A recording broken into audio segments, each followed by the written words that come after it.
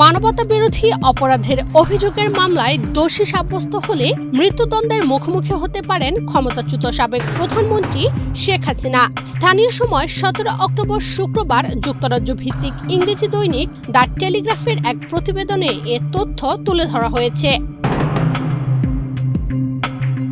ওই প্রতিবেদনে শেখ হাসিনাকে যুক্তরাজ্যের লেবার পার্টির এমপি টিউলিপ সিদ্দিকের খালা পরিচয় দিয়ে বলা হয়েছে, ৭৮ বছর বয়সী শেখ হাসিনা বর্তমানে বাংলাদেশের আন্তর্জাতিক অপরাধ ট্রাইব্যুনালে বিচারাধীন। তার বিরুদ্ধে অভিযোগ, তিনি রাষ্ট্রীয় বাহিনীকে বিক্ষোভকারীদের বিরুদ্ধে বান্ডেল থাকলে প্রতি সেনমানিতে টাকা বাঁচবে।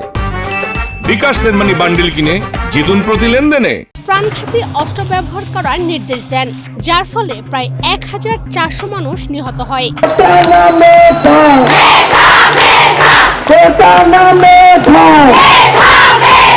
প্রতিবেদন মতে প্রসিকিউশনের দাবি, শেখ হাসিনার আদেশে দমন অভিযানের সময় নিহতদের লাশ পুড়িয়ে ফেলা হয় এবং আহতদের চিকিৎসা থেকে বঞ্চিত করা হয়। শেখ হাসিনা অবশ্য এসব অভিযোগ অস্বীকার করেছেন। জাতিসংঘের মানবাধিকার কার্যালয়ের হিসেব অনুযায়ী তার ১৫ বছরের শাসন অবসানের সময় যে গণ অভ্যুত্থান হয় তাতে আনুমানিক ১৪০০ জন প্রাণ হারায়।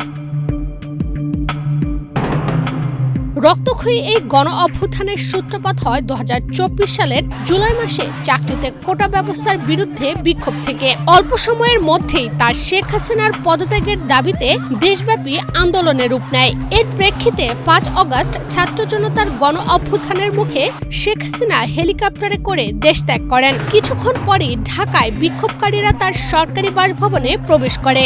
একই দিনে ঢাকার একটি ব্যস্ত এলাকায় নিরাপত্তা বাহিনীর গুলিতে অন্তত ৫২ জন নিহত হয়, যা বাংলাদেশের ইতিহাসে অন্যতম রক্তক্ষয়ী ঘটনা হিসেবে বিবেচিত।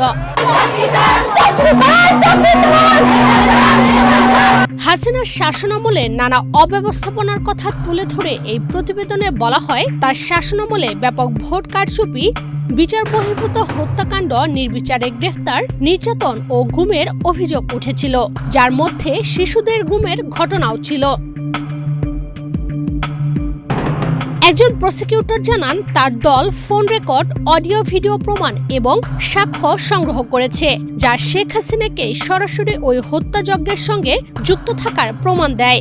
তিনি বলেন, আমরা সন্দেহাতীতভাবে প্রমাণ করতে পারব যে তিনি মৃত্যুদণ্ডের যোগ্য।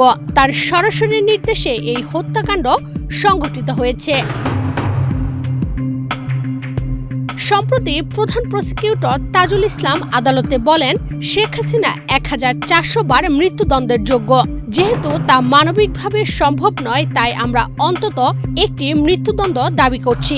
তার একমাত্র উদ্দেশ্য ছিল ক্ষমতা চিরস্থায়ী করা তার নিজের এবং পরিবারের জন্য। তিনি এক কঠোর অপরাধীতে পরিণত হয়েছেন। এদিকে ১৮ অক্টোবর রোববার থেকে শেখ হাসিনার পক্ষে আইনজীবীরা তাদের যুক্তি উপস্থাপন শুরু করবেন, যা আগামী সপ্তাহে শেষ হবে বলে আশা করা হচ্ছে।